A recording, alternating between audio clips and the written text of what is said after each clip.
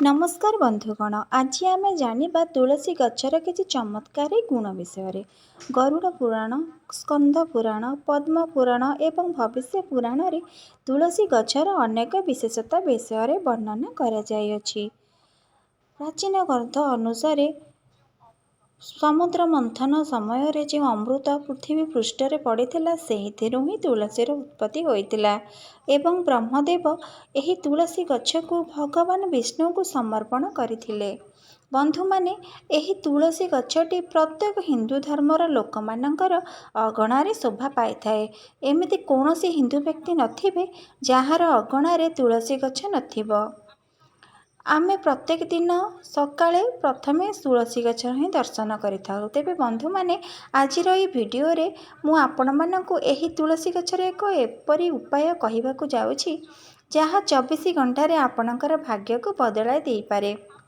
आपणक जीवन रे चलीथिबा प्रत्येक समस्या एवं आपणक ऊपर किछि तंत्र मंत्र किबा कला जादूर कोनोसी प्रभाव रही थाए ताकु मध्य माँ तुलसी भांगी दे पारंती एवं तुलसी गछ द्वारा ही आपणक जीवन रे चलीथिबा जेकोसी समस्यार ग्रह बाधा हेउ किंबा विवाह जनित किछि असुविधा हेउ से प्रत्येक जिनिसर समाधान हो जाई थाए। तुलसी गोटे गछ नुहे बंधु माने आम सनातन धर्म रे तुलसी गछ को आमे मार स्थान दे थाउ। जेमिति गंगा नदी को आमे माँ कही थाउ, गाय को आमे गोमाता कही थाउ, सेहीपरि तुलसी गछ को आमे तुलसी माता बा माँ वृंदावती मध्य कुआ जाई थाए। तुलसी गछरे साक्षात भगवान विष्णुଙ୍କର माँ लक्ष्मीଙ୍କର बास होइथाए। एही पृथ्वी रे ଯେଉଁଠି देवता माने मानव रूप रे अवतरण करिथांती प्रत्येक देवता माँ तुलसी को पूजा करिथांती। ଯେଉଁ घरे तुलसी गछ थाए प्रतिदिन तुलसी गछरे विधि विधान पूर्वक पूजार्चना करा जाए ସେହି गृहरे निश्चिंत भाव रे आध्यात्मिक उन्नति होइथाए।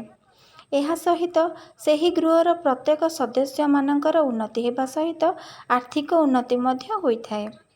यदि आपण प्रत्येक दिन सकाळे उठिबा मात्रे तुलसी गछर दर्शन करिथांती एवं नमस्कार करिथांती आपणकर संपूर्ण दिनटी शुभमय होइथाए।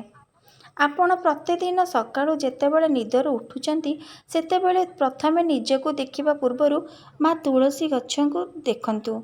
माँ प्रत्येक दिन निदरू उठिबा मात्रे तुलसींकर दर्शन करिबा द्वारा आपणकर अनेक पाप क्षय होइथाए। तुलसी गछ को जो माटी रे लगा जाई थाए सेही माटी रे समस्त तीर्थ मानकर वास होइथाए बोली रहिछि। तुलसी मूल रे माँ लक्ष्मीकर वास होइथाए एवं एमानंगे अन्य समस्त भागरे विष्णुଙ୍କର वास थिबो बोली मान्यता रहिछि। एभଳି मान्यता रहिछि भगवान विष्णु भगवान राम भगवान हनुमान को बिना तुलसी पत्र रे भोग करा जाए नहीं। बिना तुलसी पत्र रे जो भोग अर्पण करा जाई थाए ताकू भगवान ग्रहण करती नहीं। एपरी मान्यता रही जो गृहर अगणार तुलसी गछ लगी थाए तुलसी गछ हरा भरा रही थाए से घर को केबे रोग व्याधि पशि न थाए। जो गृह तुलसी गछ को सठिक दिगरे लगा जाई थाए एवं सठिक भाव में पूजा करा जाए सही गृह को केबे भी वास्तु दोष लगी न थाए। एपरि मध्य मान्यता रही जदि कौनसी घर उपर को बड़ विपद आसबार थाए अकाल मृत्यु आसबार थाए किंबा बड़ दुर्घटना घटबार थाए तुलसी गछ आपे आपे सुखी जाई थाए अर्थात आमको पूर्वर ही संकेत दे थाए।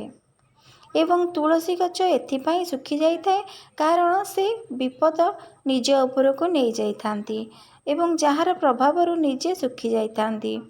जेपरि आमर माँ पिला माननको विपद आसवा पूर्वर से निज उपर को नहीं जाई थांती सेहीपरि माँ तुलसी मध्य आम उपर को विपद आसिले सही विपद को निज उपर को नहीं जाई थांती।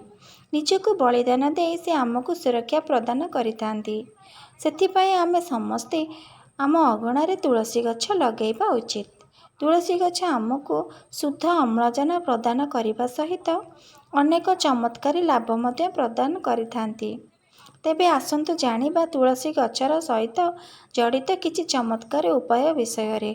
तेबे बंधु माने प्रथम उपायटी हेउछि एपरि मान्यता रहिछि जे कौनसी व्यक्ति गोटे मास पर्यंत प्रत्येक दिन ଲଡ଼ୁ, ମୋଦକ ଏବଂ ଏହିଭଳି କୌଣସି ମିଠା ଜାତୀୟ ଦ୍ରବ୍ୟରେ ତୁଳସୀ ପତ୍ର ରଖି ଭଗବାନ ହନୁମାନଙ୍କୁ ଅର୍ପଣ କରନ୍ତି, ପ୍ରତ୍ୟେକ ଦିନ ତାଙ୍କର ସମସ୍ତ ମନସ୍କାମନା ପୂର୍ଣ୍ଣ ହୋଇଥାଏ। ତୁଳସୀର ମଞ୍ଜିରେ ଆମ ଜୀବନରେ ଥିବା ସମସ୍ତ ସମସ୍ୟାଗୁଡ଼ିକ ଦୂର କରିଦେଇଥାଏ।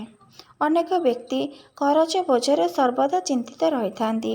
ଅନେକ ବ୍ୟକ୍ତି ନିଜ ବିବାହକୁ ନେଇ ମଧ୍ୟ ଚିନ୍ତିତ ରହିଥାନ୍ତି।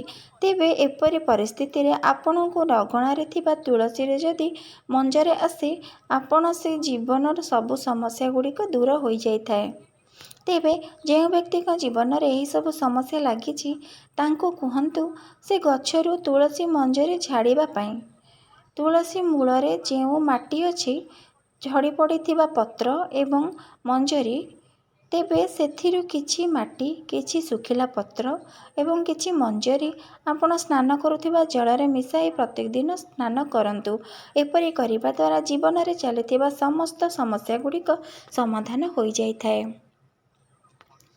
ଏପରି କରିବା ଦ୍ୱାରା ଆପଣଙ୍କ ଜୀବନରେ ଉନ୍ନତି ପ୍ରାପ୍ତ ହୋଇଥାଏ। ଆପଣଙ୍କୁ ଯଦି ଏପରି ଲାଗୁଛି ଯେ ଆପଣ ଆରମ୍ଭ କରୁଥିବା କାର୍ଯ୍ୟ ସମ୍ପୂର୍ଣ୍ଣ ହୋଇପାରୁନାହିଁ କିମ୍ବା ପ୍ରତ୍ୟେକ କାର୍ଯ୍ୟରେ ସର୍ବଦା ବାଧାବିଘ୍ନ ଉତ୍ପନ୍ନ ହେଉଛି, ତେବେ ଏହିସବୁ ସମସ୍ୟାର ସମାଧାନ ପାଇଁ ଏହି ଉପାୟଟିକୁ ନିଶ୍ଚିନ୍ତ ପାଳନ କରନ୍ତୁ। ନିଜର ସ୍ନାନ କରୁଥିବା ଜଳରେ ଏହି 3ଟି ଜିନିଷକୁ ମିଶାଇ ଆପଣ ସ୍ନାନ କରିବା ଦ୍ୱାରା ଆପଣଙ୍କର ଏହିସବୁ ସମସ୍ୟାର ସମାଧାନ ହୋଇଥାଏ।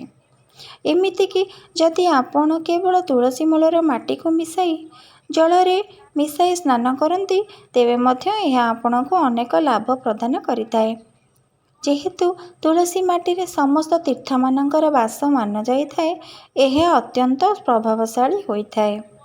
ବନ୍ଧୁମାନେ, ଆପଣମାନେ ଯଦି ପ୍ରତ୍ୟେକ ଦିନ ନିଜ ମସ୍ତକରେ ତିଳକ ଲଗାଉଛନ୍ତି, ସେହି ତିଳକରେ ଯଦି ଆପଣ ତୁଳସୀ ମୂଳର ମାଟି ମିଶାଇ ଲଗାନ୍ତି, ଆପଣଙ୍କ ପ୍ରତ୍ୟେକ କାର୍ଯ୍ୟରେ ବିଜୟ ପ୍ରାପ୍ତ ହୋଇଥାଏ। ଏହାଦ୍ୱାରା ଆପଣଙ୍କର ସମ୍ମୋହନ ଶକ୍ତି ବୃଦ୍ଧି ହୋଇଥାଏ। ସମସ୍ତ ଲୋକମାନେ ଆପଣଙ୍କ ଆଡ଼କୁ ଆକର୍ଷିତ ଖୁବ୍ ଶୀଘ୍ର ହୋଇଥାନ୍ତି, ଯାହାଫଳରେ ଆପଣଙ୍କ ପ୍ରତ୍ୟେକ ଜାଗାରେ ପ୍ରଶଂସିତ ଏବଂ ସମ୍ମାନିତ ହୋଇଥାନ୍ତି। ଏବଂ ଏହି ତିଳକ ଲଗାଇବା ଦ୍ୱାରା ଆପଣଙ୍କର ଦୁର୍ଭାଗ୍ୟ ସୌଭାଗ୍ୟରେ ପରିଣତ ହୋଇଥାଏ। ଏବଂ ଆପଣ ଯଦି ପ୍ରତ୍ୟେକ ଦିନ ତୁଳସୀ ପତ୍ରର ସେବନ କରନ୍ତି, ତେବେ କାଶ, ଥଣ୍ଡା ଏବଂ ଜ୍ୱର ଭଳି ସମସ୍ୟା ମଧ୍ୟ ଆପଣଙ୍କ ନିକଟକୁ ଆସିନଥାଏ। ମାତ୍ର ଏହି ଲାଭଟି ସେତେବେଳେ ପ୍ରାପ୍ତ ହେବ ଯେତେବେଳେ ପ୍ରତ୍ୟେକ ଦିନ ଏହି ଉପାୟଟିକୁ ପାଳନ କରିବେ। ଅର୍ଥାତ୍ କୌଣସି ନିର୍ଦ୍ଦିଷ୍ଟ ସମୟ କିମ୍ବା ମାସ କିମ୍ବା ଦିନ ପାଇଁ ନୁହେଁ, ଆପଣ ଜୀବନସାରା ପ୍ରତିଦିନ ତୁଳସୀ ପତ୍ର ସେବନ କରନ୍ତି, ତେବେ ହିଁ ଆପଣଙ୍କୁ ଏହାର ଲାଭ ପ୍ରାପ୍ତ ହୋଇଥାଏ। ବନ୍ଧୁମାନେ, କିଛି ଏପରି ବ୍ୟକ୍ତି ଥାଆନ୍ତି ଯେଉଁମାନଙ୍କ ଉପରେ ସର୍ବଦା ଭୂତ ପ୍ରେତ କିମ୍ବା ନକାରାତ୍ମକ ଶକ୍ତିର ପ୍ରଭାବ ରହିଥାଏ। ଏପରି କିଛି ବ୍ୟକ୍ତି ଥାଆନ୍ତି ଯେଉଁମାନଙ୍କ ନଜର ମଧ୍ୟ ଖରାପ ରହିଥାଏ। ସେମାନଙ୍କ ନଜର କାରଣରୁ ମଧ୍ୟ ଆପଣଙ୍କ ଜୀବନରେ ଅନେକ ସମସ୍ୟା ଉତ୍ପନ୍ନ ହୋଇଥାଏ। ତେବେ ଆପଣ ଯଦି ଏହିସବୁ ନକାରାତ୍ମକ ଶକ୍ତି କିମ୍ବା ଖରାପ ନଜରରୁ ବଞ୍ଚିବାକୁ ଚାହୁଁଛନ୍ତି, ତେବେ ତୁଳସୀ